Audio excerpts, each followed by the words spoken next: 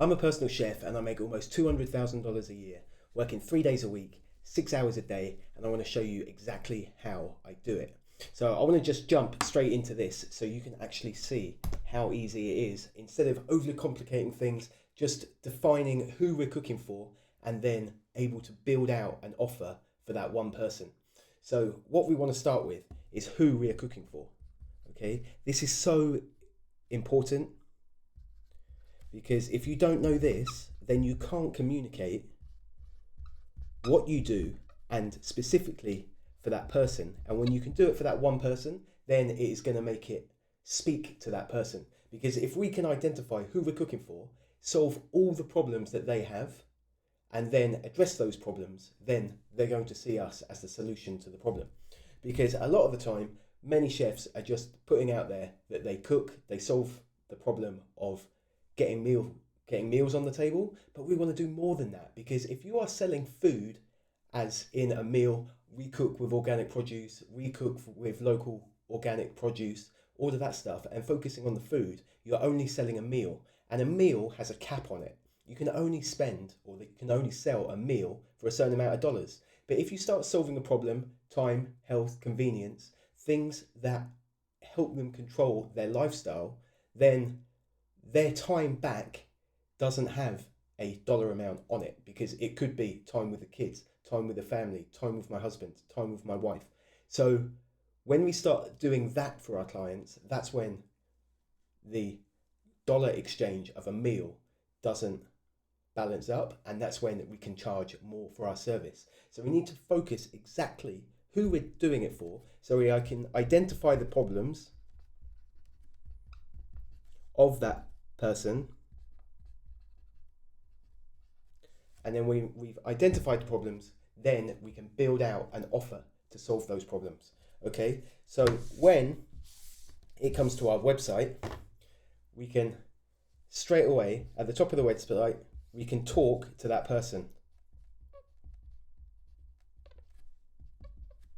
Yeah, so when we talk to that person, we're not saying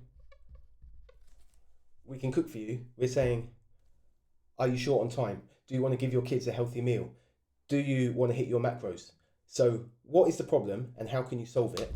And then really hone in on that. Rather than I'm a personal chef and I've got X amount of years experience, we want to solve the problem for that person, hit that problem dead on, and then we are in a really good position, because the next part of it is throw stones at the enemy. And what I mean by throw stones is not, oh, the chef down the road can't cook as well as me. I want to identify everything that they've tried. As personal chefs, they pretty much tried everything before they got to us because of the price point. So they've tried the $10 meal, they've tried the meal kit deliveries, they've tried all of that stuff. So address that, and then they're going to connect with that like, that's exactly me, that's exactly me. And then you've got them nodding their head, agreeing with you before they even read the next stage. Okay, then the next thing we can do is, what are we going to give them? We're not giving them meals. We're going to give them time. We're going to give them health. We're going to give them convenience. We might be giving them macro counted, which then comes back to time, because most people don't want to do it. You know, they just want to have that container filled with their macro dense count, and that's it. They don't need to think. You're going to give them peace of mind. You know, all these things we want to identify, and none of it is talking about food. Okay, we're identifying the problem and we're solving the problem. Okay, and then we're going to crank that problem. All right, so then you can identify who it's actually for. Okay, so you've already connected with them because you know who you're identifying it, but then here you can actually call that out. Call the person out. So is it that gym junkie? Is it that busy professional? Is it that busy mum? Who is the person? And then call that person out, so then they think, oh right, this really is for me. Because before, it's hit a lot of points where I agree with that, I agree with that, I agree with that, and then boom, right, oh, this is really for me. Okay, and then down below you can have your junk drawer, which is normally where I would put in a lead magnet, and you can also then have that junk drawer with all your socials, your terms and conditions, or whatever that you want to put down there, and then you can have that opt-in, so you can give them something of value. And that way, instead of just saying, okay, go to my page now, get a consultation, or whatever your process is, we want to have one focus, and that focus is a C2A, a CTA, and there's just one on the page. Okay, so when people get to your website, there is nothing else to do apart from click that link. They've read the copy, they agree with it, they click the link, and it takes them to where you want them to go. There's no about me page for them to get lost on. There's no come and look at our menus. There is nothing but a call to action that sends them to your Calendly, your contact page, whatever it is. You direct them straight there, and you make that as simple as possible. Name, email, telephone number, and you might want to confirm the suburb that they live in, just because if one is in a different state to yours, you don't want to be wasting time jumping on a call to find out after 45 minutes that you can't even service them because they're not near you. Okay, so those 4 things: name, email, telephone number, possibly the suburb. Simple as possible, no confusion. The more elements you put into that form, the more chance there is that they won't complete it. Okay, so you really want to keep it tight and make sure you get the maximum amount of people filling that form out. Okay, so we've got a page now that speaks to that one person, which comes to the lead magnet that I mentioned before. Is we're going to create a lead magnet that speaks to that one person. Okay, so we're going to have a lead magnet at the bottom of the page. So this is the home page, and down here we can have, here's our image of our opt-in and his name and email address. All right, keep it very simple. 2 things to fill out. What are you going to give them? You want it to resonate with what is on the rest of the page. So if your page is for busy professionals, then have something that relates to busy professionals. If you want to work with gym junkies, maybe you could say, okay, 2 chicken breasts on average is worth this amount. So you can average, you could create a PDF that gives them ballpark macros, not specific macros that takes time to count, but they could go, okay, I know that 2 chicken breasts is worth X, so I need 1.25 of a chicken breast. Okay, you could do something like that they would be like, oh, that's super useful. Maybe it's a calculator that you could put behind your opt-in.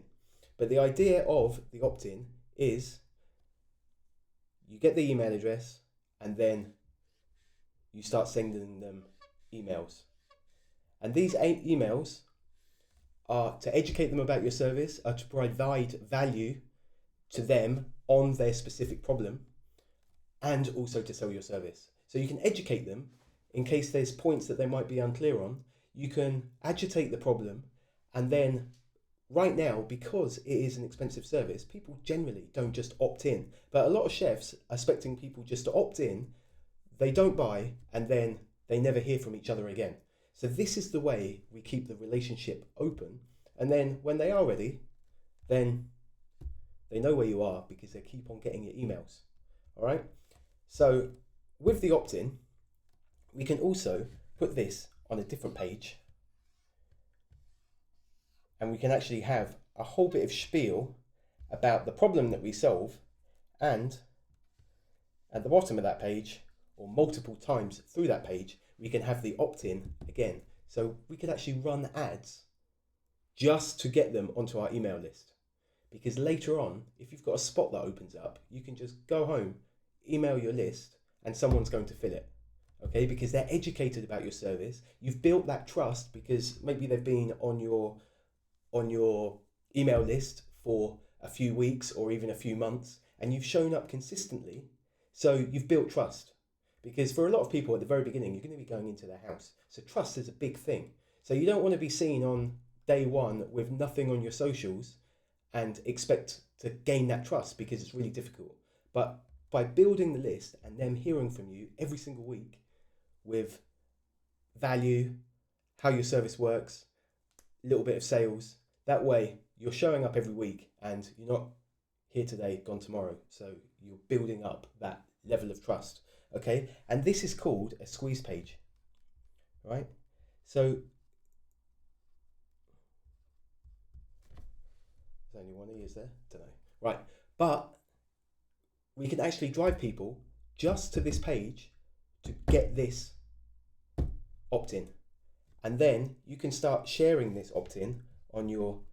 You can go to Facebook groups, and depending on who you're looking for is obviously going to depend on what groups you're going to look for. And don't even worry if they're not in your area. At the very beginning, you want to see if there's interest in that. If they're not in your area, don't worry about it. You send it to them, they're on your email list. Afterwards, you can filter them out. But if you can get feedback on that, the more people that you can get to actually opt in, that means the more email addresses you're going to get, which means you're going to be able to speak to more people later on. Because when you can get their email address, they say, as a rule of thumb, that every email on your list should be worth $1 every month. Okay, so if you've got 100 people on your list, that should be worth $1,200 a year.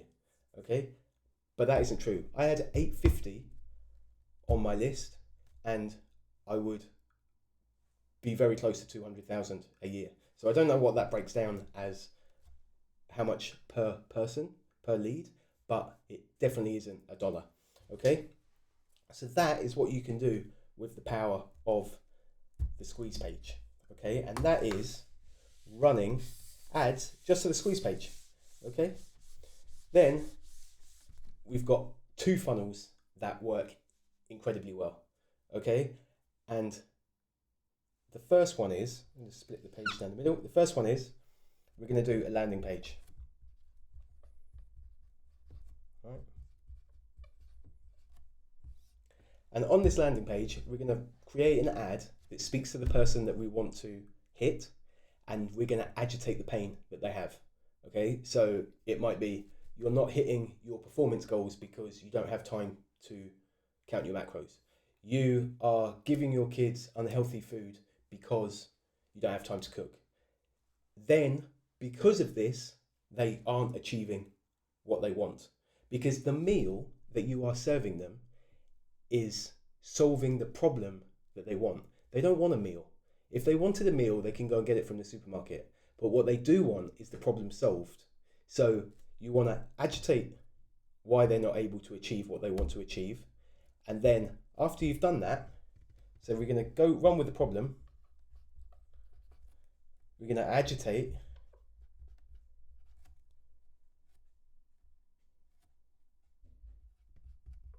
problem. And then we set ourselves up as the solution. Incredibly powerful. When you can turn around to a mum and say, do you know what? There's a problem occurring in America now, in Australia now, with X amount of children getting diabetes before the age of, right? And you come up with this research, and straight away they are in a state of fear because they want their kids to be healthy. They want themselves to be healthy. They want them to be around for a long time so they can see their kids graduate high school, graduate university, get married, look after the grandchildren. These are all fears that they have that you can agitate, right? Because you are providing a healthy meal or whatever it is that can actually help them with that fear. So you can create the fear, and then you can set yourself up as being the solution to the problem that they are most worried about. And it isn't, I just want a meal. There is so many more underlying things that you can really dig deep for. And depending on who you're trying to target, this is why it is so important that you know who you're trying to target and how you provide your service, that when you just do it for one person, you can just make it better and better and better.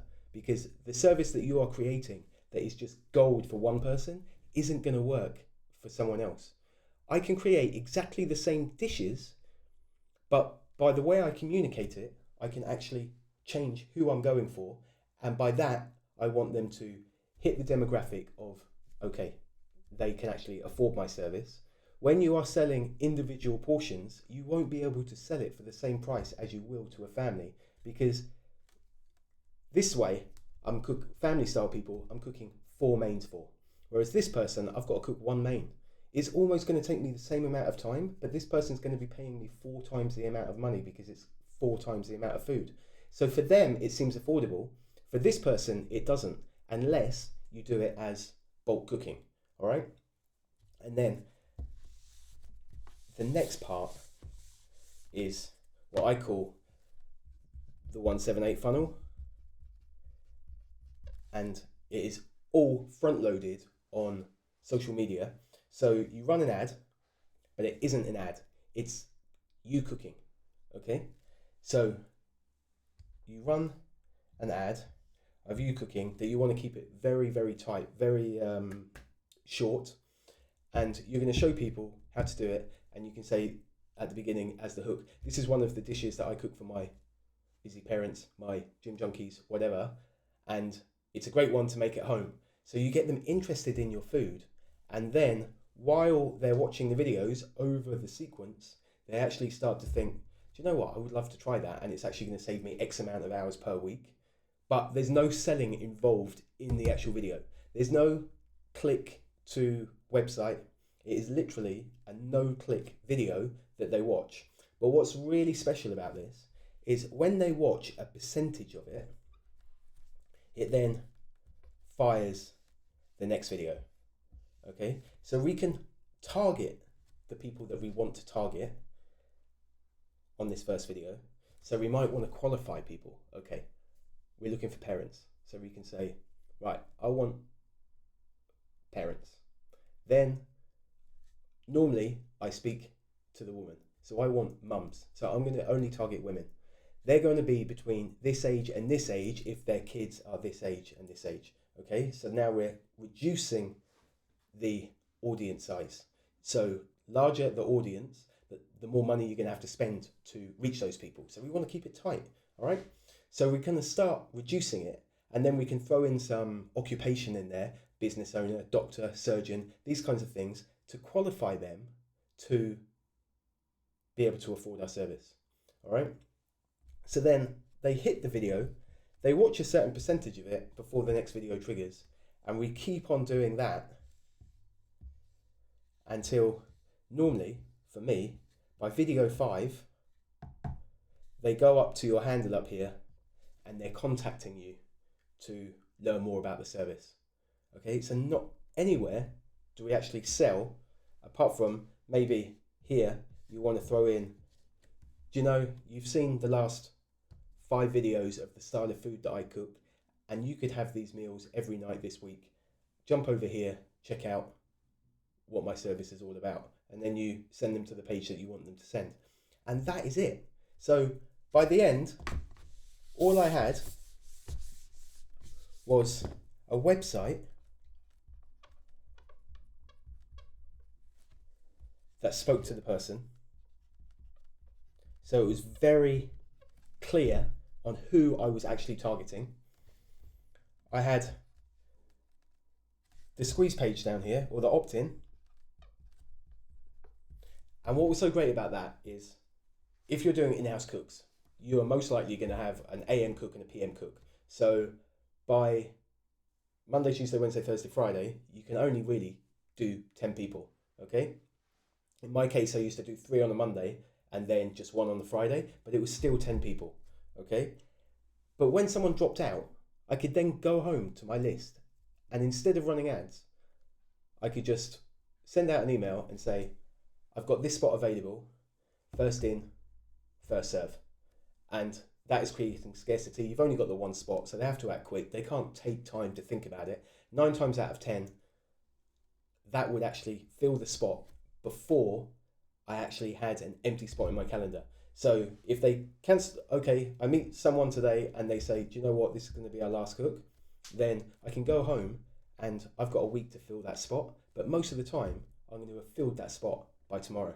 Okay, maybe you could add something of more value to actually get a bit of a frenzy for that one spot. You could throw in something, but don't really discount the price. You're a superior service, a luxury service. We don't want to be discounting, but what we can do is we can create an offer to actually get them into our service. So it's risk free for them. If anything, even if they don't actually continue with us, they've, okay, they came in, oh, I saved 8 to 10 hours this week, but do you know what? I don't think I could afford it every single week. So maybe the service isn't for me, but at least you haven't had an empty spot, because if you've got an empty spot in your calendar, that means there's a pretty hefty percentage of revenue that you're going to lose when you've only got 10 spots available every week.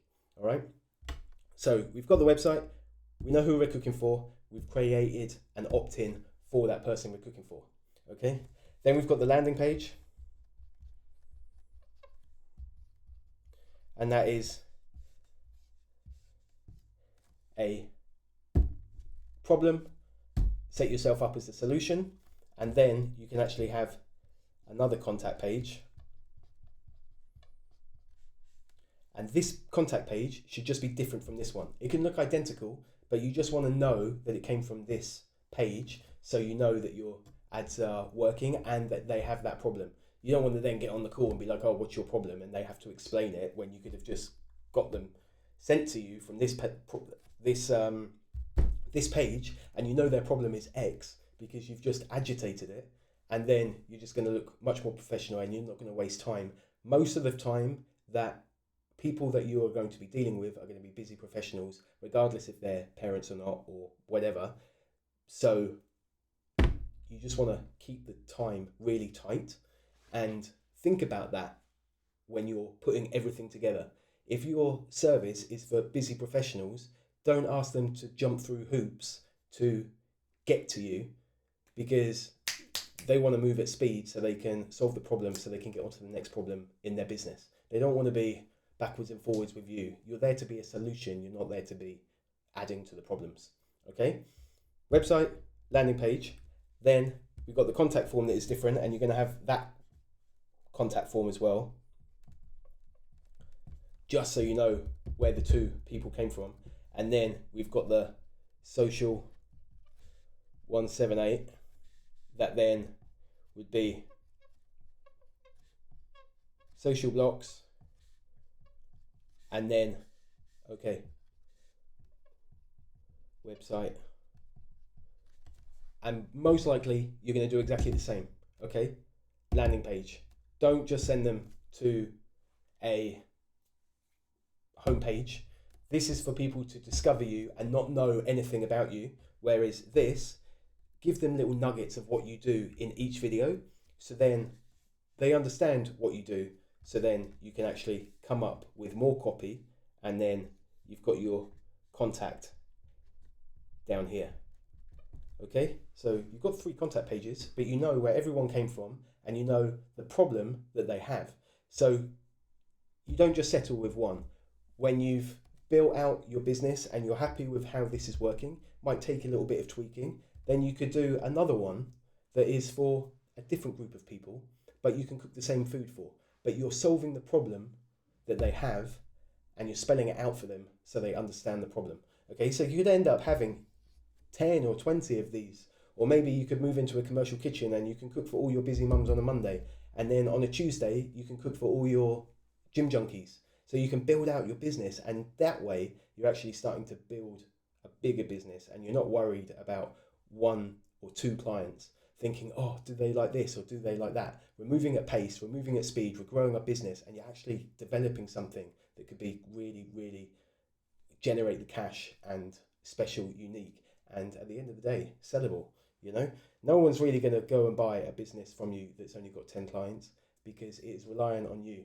Whereas when you start building a bigger picture, then that's something that has taken time to build and clearly is working on its own. Okay, he's got me to just short of 200k a year, 3 days a week, 2 months off a year, and only 6 hours a day. So that is the power of it. And the only reason that I stopped there was because I had a tumor in my back, so after 6 hours, I really struggled to stand up. So that's why I used to keep my days compact. But if you're young, healthy, chefs were all used to doing 12, 14, 16-hour days. You can do that, service 3 times the amount of people, and grow something much, much bigger. So this model alone would get you to around 500,000, and that's where I'm comfortable to say that it would do it, depending on what capabilities you have in the kitchen space that you're in. But if you can build it this way, long term, you're going to know how to get leads. You're going to be able to bring people into your business so you can actually grow your business. And at the end of the day, you're just going to have a much better, solid foundation, because you know exactly who you're talking to in everything that you do. Every Instagram post you write is directed to that person. Email you write, directed to that person. Tweet, whatever, everything is directed to that person. So you can actually cultivate a little ecosystem where everyone is very similar. And when that happens, it makes your business run much more efficiently and smoothly. Okay, hope it helps. Try it out. You make some money.